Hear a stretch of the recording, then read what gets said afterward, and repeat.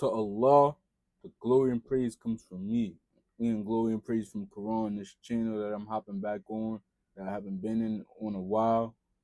So about a month ago, I came from Africa, y'all. I finally visited Africa, specifically Gambia. After 3 years of wanting to go, but I kept getting married.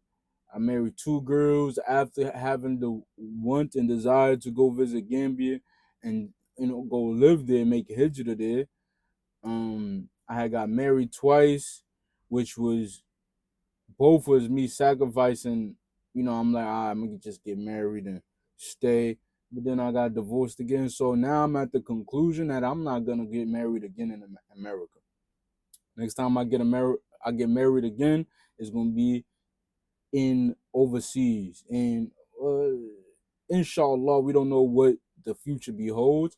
But my plan is to move to Gambia in the future, inshallah, and get married there, inshallah. May Allah bless us with pious spouses and children that'll be the joy of our hearts and make us models for the righteous.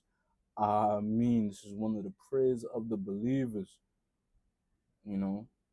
Um, Hijrah to Gambia. This is the plan, inshallah. So yeah, I came from there and I was in Busambala.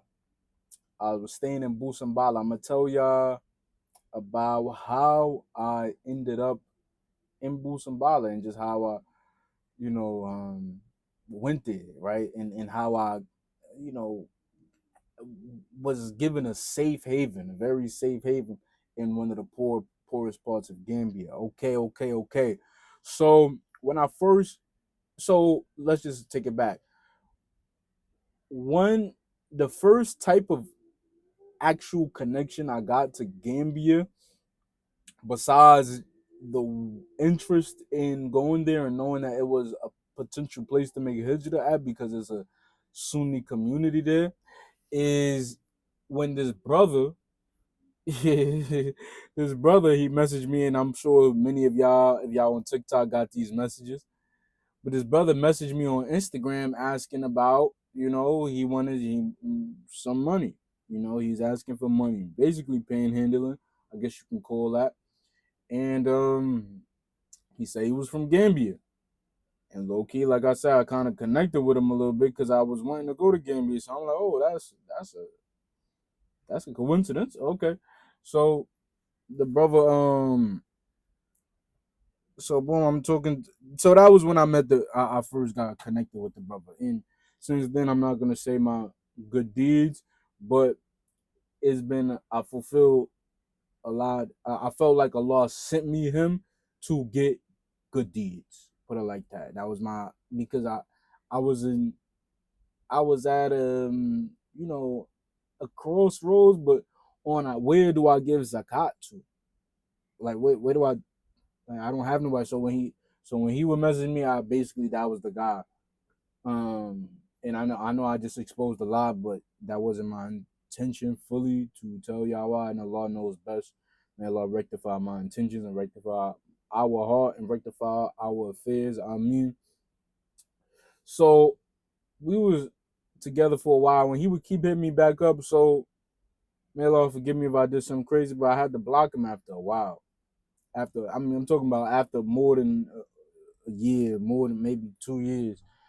Um, he just kept coming back. He just kept, so I blocked him for a little minute. And this is when I was married to the second woman that I got married to.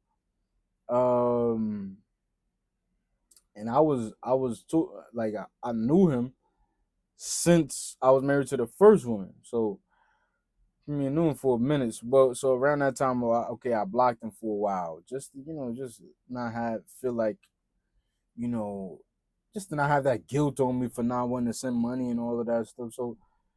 So I wasn't in contact with him for a minute. So moving forward, I had got a job, got about 8 months into the job, which is the job I'm doing now. And Ramadan came. Ramadan just ended. So, like I said, I just came from the vacation a month ago. Ramadan came, it was approaching, and I told my workplace that, I need Ramadan off. which is a month, and they said we could only give you 2 weeks. So I said, I bet I'll take the 2 weeks. And the vacation started the first day of Ramadan to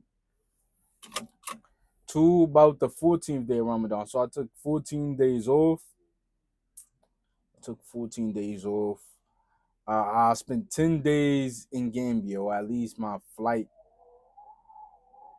Yeah, I spent 9 days in Gambia, and my flight was worth about 2.5 days, maybe.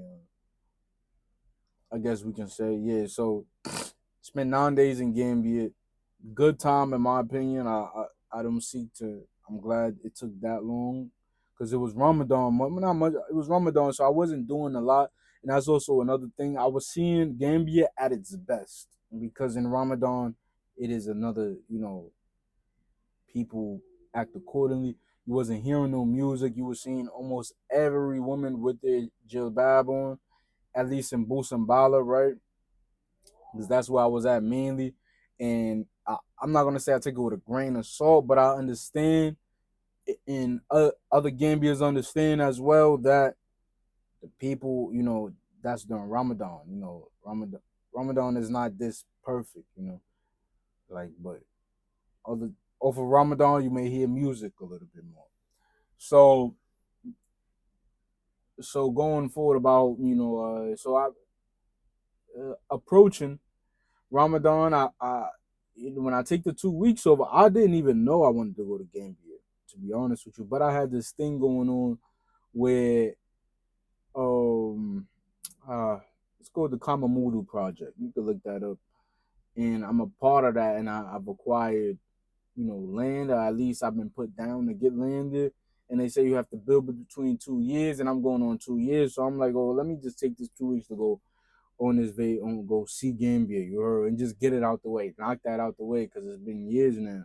So that was my inspiration to use that 2 weeks to go to Gambia.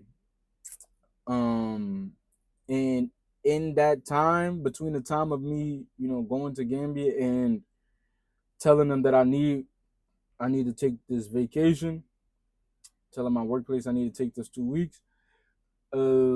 What happens? Oh yeah, I messaged this guy. I reached back out to this brother because we would talk about seeing him and all of that, not just and for the sake of Allah, I love the brother for the sake of Allah, and after being there, I love him and his family, his brothers, his sisters, his aunts, that his uncle. May Allah give his parents Jannah, brother. You heard. So reach back out to him, and I had a hotel set up. To be honest with you, I had a hotel set up off in the outskirts. Now, but this brother picked me up from the airport, and we in his cab, and he take me to his uncle house, which is where I stayed. And I'm like, oh, bro, I gotta, you taking me here, you unpacking my stuff. I got a hotel, I got, so I can meet your family, but I gotta go back to the hotel eventually. So, uh, and according to my better judgment, I ended up canceling that reservation I had because it was, you know, um, the brother, told me about, the place over there is not as good as where we were at, and that and just over my better judgment, I felt I just took a minute to think, and she was like, man, where I'm at right now is being here is good. And he also he also had his family just like begging me to stay out. I'm not, but really wanting me to stay. So I'm like, yeah, man, forget it, man. Go ahead, cancel the reservation. I'll take the L. And so I end up spending all my days there, living in the little room that they had, kind of like a rental house room.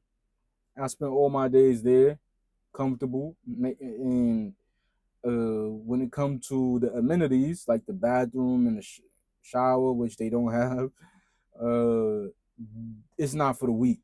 Definitely not for the weak. Me, like, let's say somebody like my mother probably couldn't do that. It wasn't because it's true. Let's just say this is a people, Busambala. If you're not from a foreign land, you likely don't, or if you're not from a foreign land or have people from overseas sending you money, you're not gonna have the resources to, the monetary value to buy modern setups like showers coming down and in modern toilets and stuff like that. That's, for people who come on overseas or getting money sent to them overseas, they can afford that. So I was taking a shower by pouring water on me, rubbing the soap on me, you know, so shutting myself up and then pouring water on me, at night. So, and the toilet wasn't, you didn't have a flusher. You will fill the bucket with water, and then after you finish using it, you throw the bucket in the toilet, and then it flushes. So that's how I was living in Gambia, and I like it. I've mentally prepared myself for living like this. I'm from the slums. I haven't mentally disconnected myself, or just overall, I haven't disconnected myself with poverty or struggle, or just not living like a consumer. I haven't disconnected myself from that. So it was easy for me to adapt to that. I've imagined some people would like to imagine themselves in a fantasy land. Like I never imagined myself in a fantasy land. Rather, I've imagined struggle, your struggle, difficulty, and challenges. That's just what I foresee. And when that doesn't happen for a long time, I'm surprised, and I give all the praise to Allah. Like, only Allah can keep me out of severe challenges for this long. But inshallah, I plan to live there. So that's the story of how I was able to reside in Gambia well, and without no problem, and land there and have a good experience. Family was good to me. They didn't ask for nothing. I got them stuff. Well, I'm from, I got American money, man. What I'm going to do now? Like, come on, man. Like, and then not, I'm acting like they was going all out.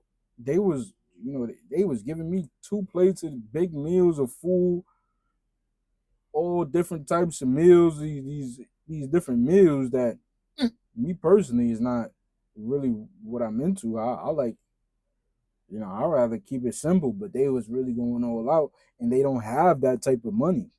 They don't have that type of money. They getting all of this food, all of these meals. Like, that's not how they eat on a regular. But that was just for me. But I think this type of situation was for them. This was a event for them. Like, to have somebody overseas come visit them. This was what would you call it? Something exciting for them. So I think that's what they just wanted to make it a time, do the most they could do. So yeah, that's how I landed in Gambia. Had a good time in Gambia, and that break it down. Met the brother online. He was asking for money. I was sending money, so on and so forth. Block him, call him back. Yeah, I'm coming. He said, yeah, come, you're welcome. Meet me at the airport. Bring me to his uncle's house. We stay there for the whole time I'm there. Nobody kicked me out. Nobody. It was all love. And I'm spinning. I'm doing my thing, of course, making my runs. It's Ramadan. We make all the prayers in the masjid, fasting all day. So that definitely, yeah, sun going crazy. And then I had to get up out of here, and I'm back at work now. Inshallah, man. So that's how that went. That's the benefits of going to a place and having a Muslim community. Some people just go there, just go there, land there, don't have no guide. Brother was guiding me on and showing me everything. So I had the Muslim community there. You sanction automatically. It's a Sunni community. Not everywhere in Gambia is Sunni and religious, and you won't see haram. But in this place, it was good place. Bless, may Allah bless Busambala.